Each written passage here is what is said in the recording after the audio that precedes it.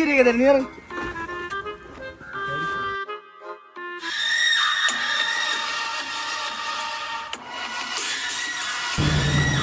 ചേട്ടാ ഇവൻ കുറെ ദിവസം കൊണ്ട് എന്റെ അനിയത്തിയെ ശല്യം ചെയ്യണം. ഇന്ന് അവനെ ഇടിച്ച് നോക്കണം നമുക്ക്. ഇന്ന് തീക്കോടാ അവനാ. വാ നീ.